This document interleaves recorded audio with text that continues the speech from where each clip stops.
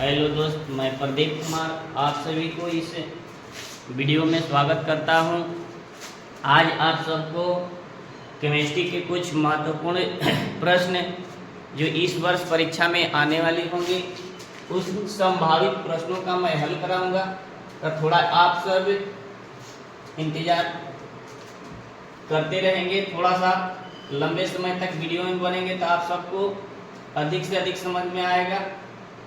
चलते हैं, आपके केमिस्ट्री के गेस्ट क्वेश्चन में हम रखे हैं कुछ महत्वपूर्ण सवाल को, जो इसमें वस्तुनिष्ठ, लघुत्तरीय और दीर्घोत्तरीय सभी होंगे। बिहार बोर्ड की परीक्षा देने वाले सभी विद्यार्थियों के लिए यह वीडियो बहुत ही महत्वपूर्ण होगा, इसलिए आप सब इस वीडियो में अंत तक बने रहेंगे और इस एक ही वीडियो में आपको संपूर्ण इस पाठ के आने वाले संभावित प्रश्नों को हल कराएंगे, तो अंत तक देखते रहेंगे।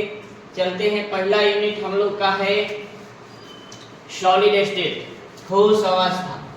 ठोस अवस्था से पहला सवाल हमने चयन किया है कि एक धातु का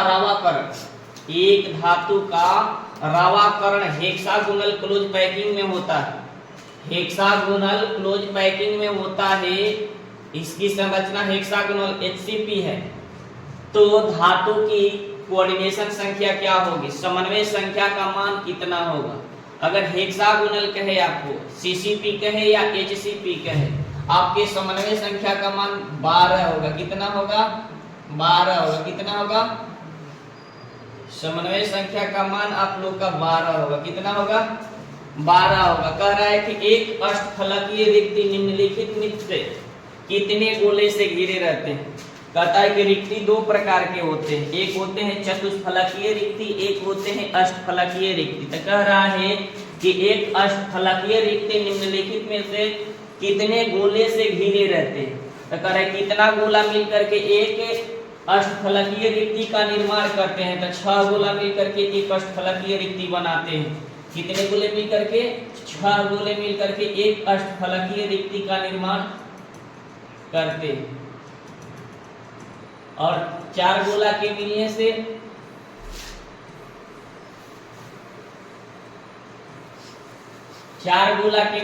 चतुष्फलकीय टेट्राहेड्रल वॉइड का निर्माण होता है और 6 गोला के मिलने से ऑक्टाहेड्रल वॉइड का निर्माण होता है। कह रहा है कि 4 गोला अगर मिलेगा तो आपको चतुष्फलकीय रिक्ति मिलेगी, 6 गोला मिलने से आपको अष्टफलकीय रिक्ति का निर्माण होता है। किस रिक्ति का निर्माण होता है? अष्टफलकीय रिक्ति का निर्माण होता है। अगला सवाल आपका है, घनाकार क्रिस्टल में द्विवेश जालक की संख्या कितनी होती है। कह रहा है कि सिंपल क्यूबिक यूनिट सेल में घनाकार रवा तंत्र में जो होता है उसमें द्विवेश जालक की संख्या कितनी होती है। पूरी रावा तंत्र में द्विवेश जालक की संख्या 14 होती है, लेकिन घनाकार रावा तंत्र में द्विवेश जालक की संख्या 3 होती है। घनाकार रावा तंत्र में द्विवेश जालक की संख्या 3 होती है। आगे है कि बेरवेदार ठोस पदार्थ है। बेरवेदार ठोस पदार्थ है। बेरवेदार माने अक्रिस्टलीय। इसमें से देखेंगे आपका ऑप्शन है ग्रेफाइट, कांच, हीरा। इनमें कोई नहीं या इनमें सभी कर देंगे। अब बताइए अब का आंसर क्या होगा? कांच होगा। क्या होगा? कांच होगा। क्या होगा? कांच होगा। आगे बढ़ते हैं, अगला सवाल आपके सामने है।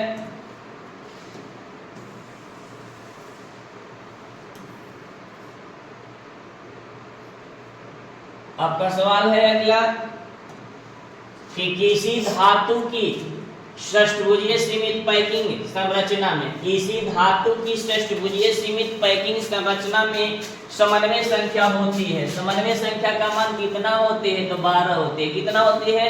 12 होती है। कितना होती है? 12 होती है। कह रहे क्रिस्टल तंत्र की कुल संख्या होती है। क्रिस्टल तंत्र रावा तंत्र की कुल संख्या कितनी होती है? 7 होती है। रावा तंत्र की कुल संख्या कितनी होती है?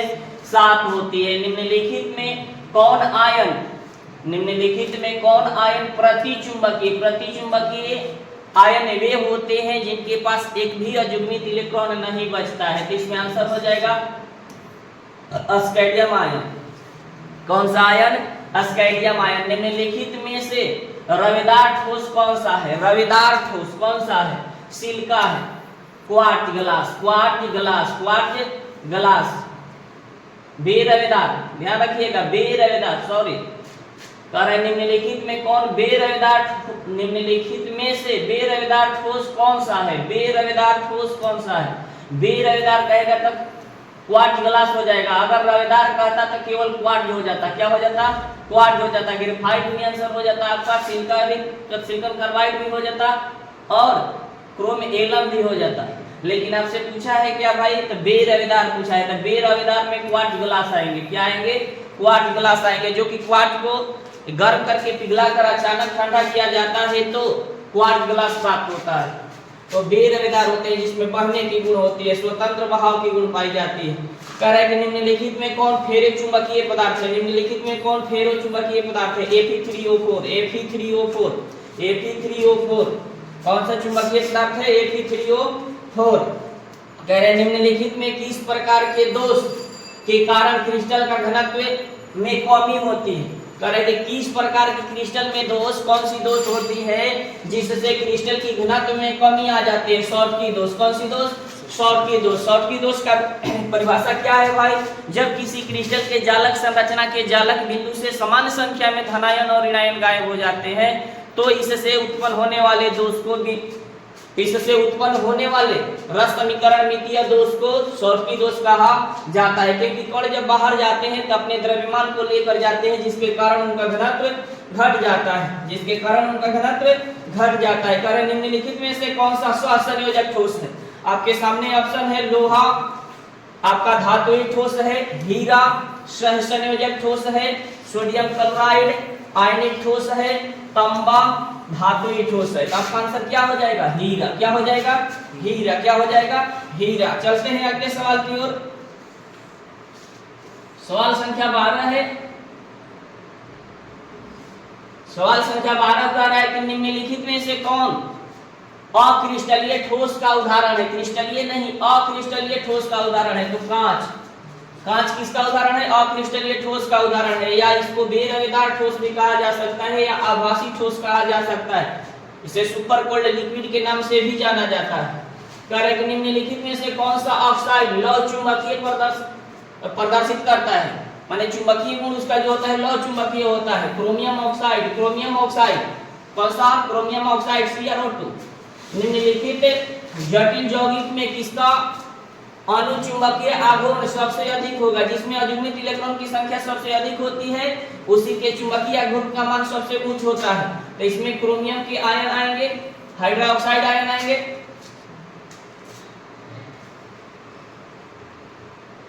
आगे चलते हैं तो अगला सवाल है HCP इकाई सेल में परमाणुओं की कुल संख्या होती है। HCP इकाई सेल में परमाणुओं की कुल संख्या 12 होती है। HCP इकाई सेल में कुल परमाणुओं की संख्या, HCP इकाई सेल में परमाणुओं की संख्या 12 होती है। HCP इकाई सेल में परमाणुओं की संख्या कितना होती है? 12 होती है। कितना होती है? 12 होती है। अब चलते हैं आगे।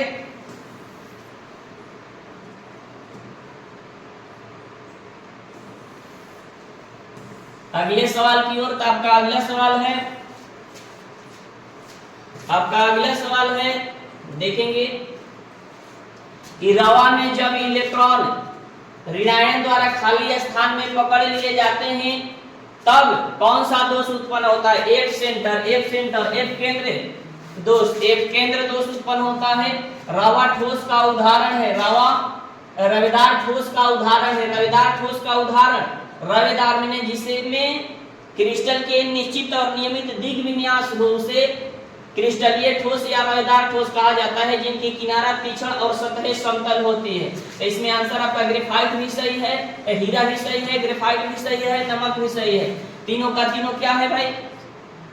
तो रवेदार है। लेकिन इसमें बेरवेदार कौन है भाई? रबर। सवाल थोड़ा सा ध्यान देंगे। 17 बताना था, 18 बता दिए, थोड़ा सा मिस हो गया। आप लोग देखेंगे कह रहा है कि रवेदार ठोस का उदाहरण है। रवेदार ठोस का उदाहरण हीरा भी है, ग्रेफाइट भी है और नमक भी है।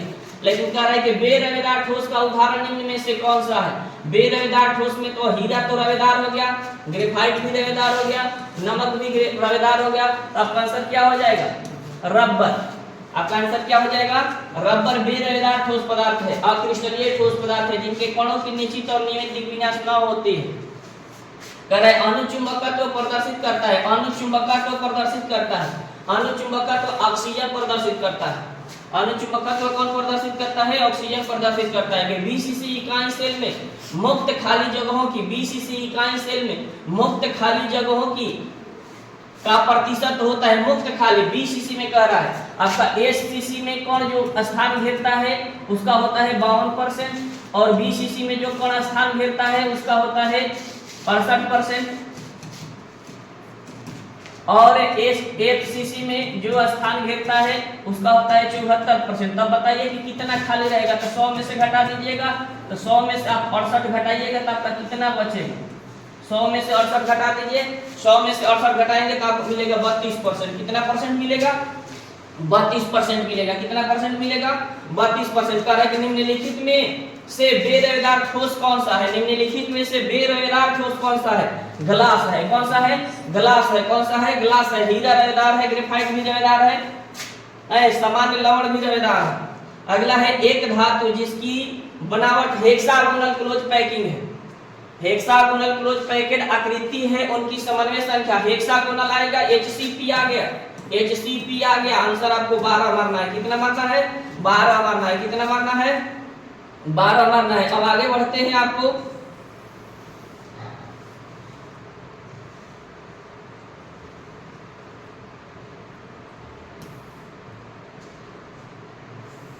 सवाल संख्या आपका 23 है। ध्यान देंगे 23 कह रहा है कि फलक केंद्रित, कह रहा है कि फलक केंद्रित इकाई सेल में, फलक केंद्रित इकाई सेल में चतुष्फलकीय रिक्तियों की कुल संख्या होती है।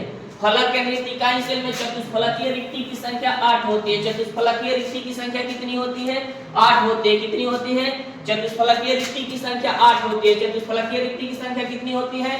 कह रहा है कि एफसीसी में चतुष्फलकीय रिक्ति की संख्या कितनी होती है? एफसीसी में चतुष्फलकीय रिक्ति की संख्या 8 होती है। कितनी होती है? 8 होती है। कितनी होती है?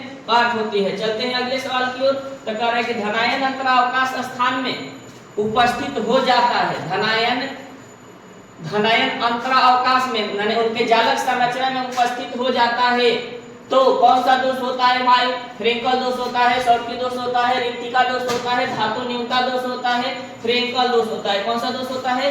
फ्रेंकल दोष होता है। जब किसी क्रिस्टल के जालक संरचना से धनायन या ऋणायन अपने जालक स्तर से हट करके तलीय भाग में चला जाता है तो इससे उत्पन्न होने वाली दोष को फ्रेंकल दोष कही जाती है। कौन सी दोष कही जाती है? फ्रेंकल दोष कही जाती है।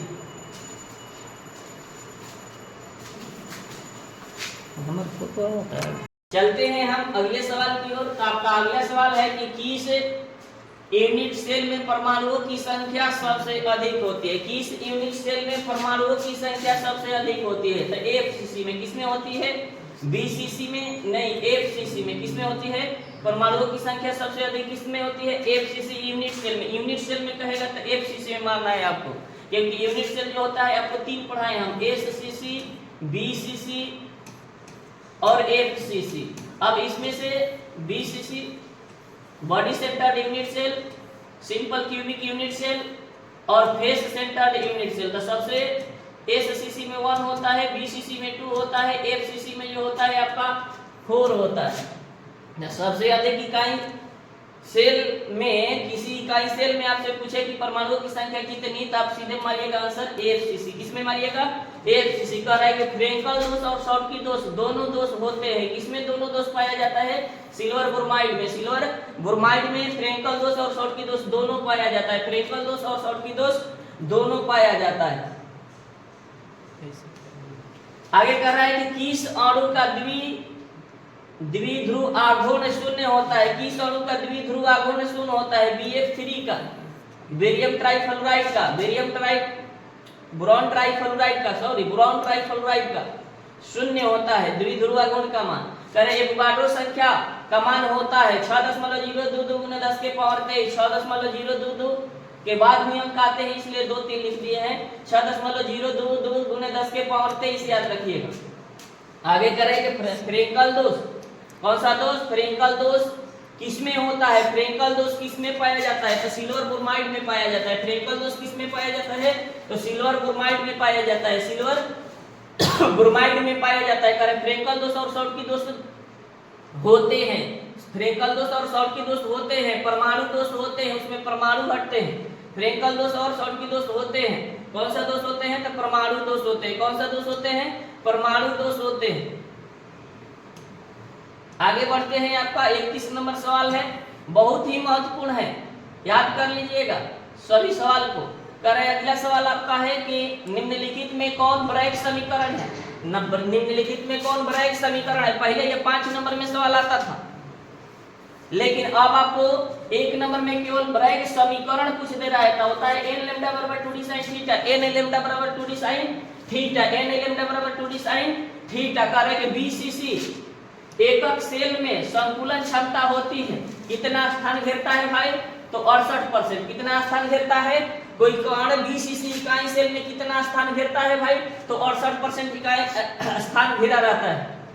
कह रहा है FCC एकक कोष्टिका में संकुलन क्षमता होती है, FCC में 74%। FCC में कितना होता है? 74%। कह रहा है शॉर्टकी दोष का कारण, शॉर्टकी दोष के कारण ठोस का घनत्व घट जाता है। शॉर्टकी दोष के कारण ठोस का घनत्व क्या हो जाता है? घट जाता है। क्यों भाई? क्योंकि कण स्थान से गायब हो जाते हैं, कण स्थान से गायब हो जाते हैं। जर्मेनियम अर्धचालक के साथ उपस्थित आर्सेनिक क्या है भाई? अपमिश्रित है। क्या है? डोपेंट है। क्या है? डोपेंट है, अपमिश्रित है। क्या है? अपमिश्रित है, इसको डोपेंट कहते हैं। कह रहा है कि किसी अर्धचालक की चालकता को बढ़ाने के लिए जो बाहरी अपद्रव्य पदार्थ मिलाया जाता है उसे डोपेंट कहा जाता है, तथा मिलाने की प्रक्रिया को डोपिंग कही जाती है। कह रहा है कि किसी अर्धचालक की चालकता को अगर आपको बढ़ाना हो तो चालकता बढ़ाने के लिए जो बाहर से आप पदार्थ मिलाते हैं उस पदार्थ को डोपेंट कहते हैं, अपमिश्रित कहते हैं, तथा इस घटना को, इस प्रक्रिया को डोपिंग कहा जाता है। 2 नंबर का भी यही सवाल है, डोपिंग।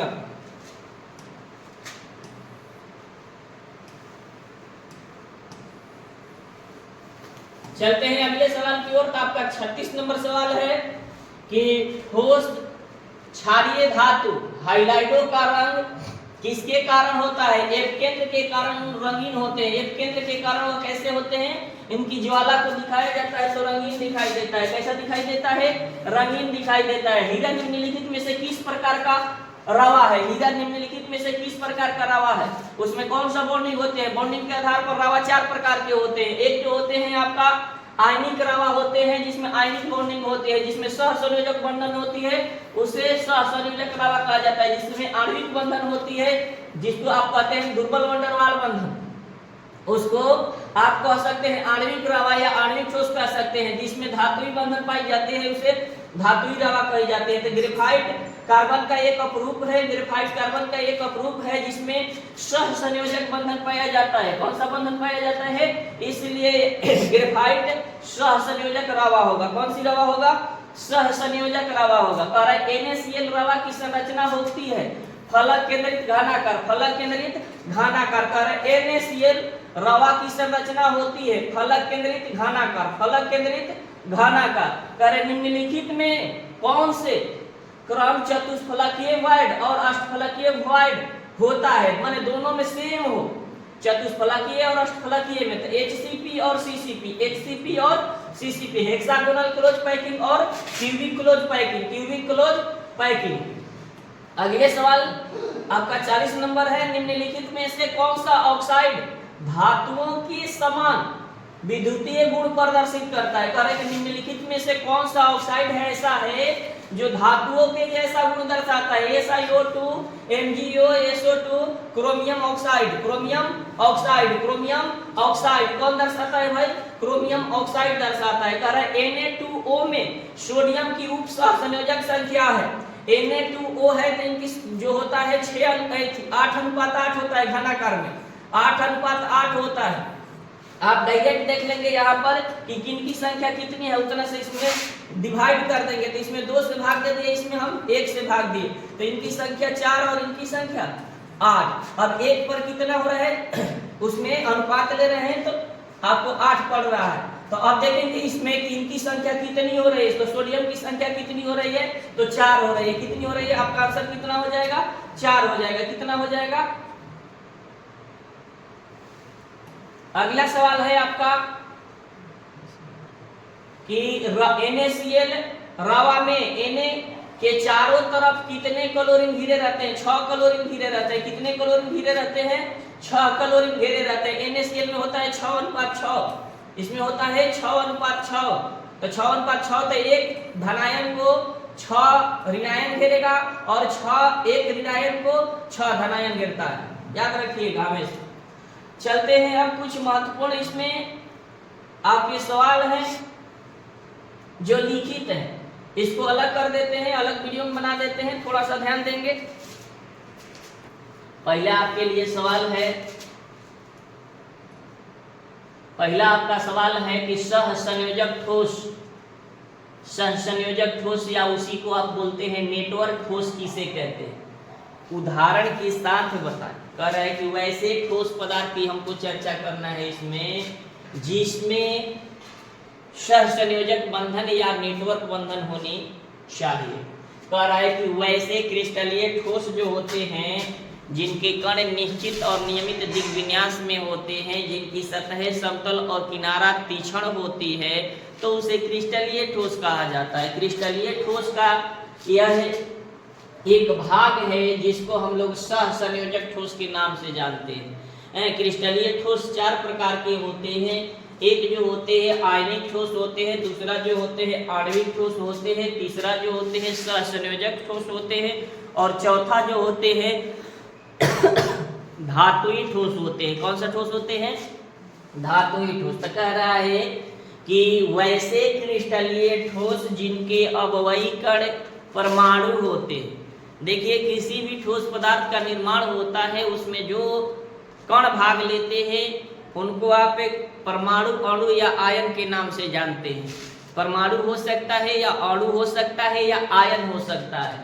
तो उसी प्रकार से जब सहसंयोजक ठोस में चलते हैं तो उनके अवयवी कण जो होते हैं परमाणु होते हैं। तो परिभाषा आप दे सकते हैं, डिफाइन इसको कर सकते हैं कि वैसे क्रिस्टलीय ठोस जिनके अवयवी कण परमाणु होते हैं, जिनके अवयवी कण क्या होते हैं, परमाणु होते हैं, और वे परस्पर एक दूसरे से सहसंयोजक नेटवर्क के द्वारा या सहसंयोजक बंधन के द्वारा जुड़े रहते हैं, तो उसे सहसंयोजक ठोस कहा जाता है। सहसंयोजक ठोस के एग्जाम्पल के रूप में हम रख सकते हैं हीरा को, ग्रेफाइट को, कोरंडम को, क्वार्ट्ज को। इस सभी के सभी जो है एग्जाम्पल आपके किसके हैं, तो सहसंयोजक ठोस के हैं। नेटवर्क ठोस कहिए या सहसंयोजक ठोस कहिए। आप ऐसे भी परिभाषा दे सकते हैं कि वैसे क्रिस्टलीय ठोस जिनके अवयवी कण एक दूसरे से परस्पर सहसंयोजक नेटवर्क के द्वारा आपस में जुड़ करके एक ज्वाइंट यौगिक का निर्माण करते हैं, आपस में जुड़ करके एक ज्वाइंट यौगिक का निर्माण करते हैं, तो उसे सहसंयोजक ठोस कहा जाता है। कौन सा ठोस कहा जाता है, तो सहसंयोजक ठोस कहा जाता है। आपका 2 नंबर का ये सब सवाल है। दूसरा सवाल हमारे सामने है कि कांच को अति शीतल द्रव क्यों माना जाता है। कह रहे हैं कि कांच जो है आप कह रहे हैं कि ठोस होता है, ठोस में भी आप कह रहे हैं कि कांच जो होता है अति शीतल द्रव होता है, क्यों इसको सुपर कोल्ड लिक्विड कहा जाता है। तो कह रहा है कि कांच को अति शीतल द्रव, गलत है यहाँ, थोड़ा सा ध्यान दे लीजिएगा। अति शीतल द्रव इसलिए माना जाता है क्योंकि यह एक अक्रिस्टलीय ठोस है जिसमें अवयवी कण केवल लघु परासी व्यवस्था में रहते हैं। यह द्रव की भांति, मिस्टेक है यहाँ पर भी, द्रव की भांति प्रवाह की प्रकृति रखते हैं किंतु प्रवाह की दर बहुत धीमी होती है, इसलिए इसे अति शीतल द्रव कहते हैं। या ऐसे भी आप जवाब दे सकते हैं कांच को अति शीतल द्रव इसलिए माना जाता है क्योंकि इनके अवयवी कणों में स्वतंत्र बहाव की गुण पाई जाती है, लेकिन यह गुण अत्यंत धीमी गति से होती है जो लंबे समय के बाद इसमें परिवर्तन को दर्शाता है। जिसके कारण कांच को अतिशीतक द्रव माना जाता है। कौन सा द्रव माना जाता है? अतिशीतक द्रव माना जाता है। अगला सवाल है हमारे सामने, क्रिस्टल जालक में बिंदु दोष से आप क्या समझते हैं? कह रहा है कि क्रिस्टल जालक में आप बिंदु दोष से क्या समझते हैं? कह रहे हैं एक क्रिस्टलीय पदार्थ में एक बिंदु अथवा एक परमाणु के चारों ओर की आदर्श व्यवस्था में अनियमितता या विचलन बिंदु दोष कहलाती है। कह रहा है कि एक क्रिस्टल के जालक संरचना में एक क्रिस्टलीय पदार्थ के एक बिंदु अथवा एक परमाणु के चारों ओर की आदर्श व्यवस्था में अनियमितता या विचलन बिंदु दोष कहलाती है। कौन सी दोष कहलाती है? बिंदु दोष कहलाती है। आप कह रहे हैं कि अगला सवाल आपका है, बहुत अच्छा सवाल, कई बार परीक्षा में आ चुका है। अंत तक वीडियो में बने रहेंगे, बहुत रोचक होने वाला है यह वीडियो, आपके परीक्षा के लिए रामबाण होगा। आपका कह रहे अगला सवाल कि चांदी विद्युत का अच्छा सुचालक है क्यों? कह रहे कि चांदी विद्युत का अच्छा सुचालक है क्यों? कह रहे कि चांदी से विद्युत धारा अधिक प्रवाहित होती है क्योंकि इनकी चालकता 10 के पावर 4 से 10 के power 7 ohm inverse metre inverse के बीच होती है, जिसके कारण चांदी विद्युत का अच्छा सुचालक माना जाता है। इनकी चालकता जो होती है 10 के पावर 4 से लेकर के 10 के power 7 ohm inverse metre inverse के बीच होती है, इसलिए चांदी जो होता है एक अच्छा सुचालक का काम करता है। सबसे श्रेष्ठ चालकता इनकी होती है। कह रहा है कि CaCl स्कैंडियम क्लोराइड की संक्षिप्त संरचना की विवेचना करें, इनके सहसंयोजक संख्या अर्थात समन्वय संख्या, कोऑर्डिनेशन नंबर को बताएं। किनको बताएं? कोऑर्डिनेशन नंबर को बताएं। चलते हैं आंसर की ओर, तो देख लेंगे यहाँ पर कि आपको CaCl जो होता है BCC संरचना बनाता है। कैसा संरचना बनाता है? BCC संरचना बनाता है, बॉडी सेंटर्ड यूनिट सेल बनाता है। तो BCC संरचना में कणों का अनुपात जो होता है 8:8 होता है। कितना होता है बाबू? 8:8 होता है। अब देखिए इनकी संख्या 1 है, इनकी भी संख्या 1 है, दोनों में 1 से भाग लगा दीजिए तो आपका आंसर हो जाएगा कितना? तो समन्वय संख्या का मान अगर कहेगा तो याद रखिएगा CaCl में उप सहसंयोजन संख्या अर्थात समन्वय संख्या का मान 8:8 होता है। कोई भी हो बॉडी सेंटर्ड यूनिट सेल है जिसमें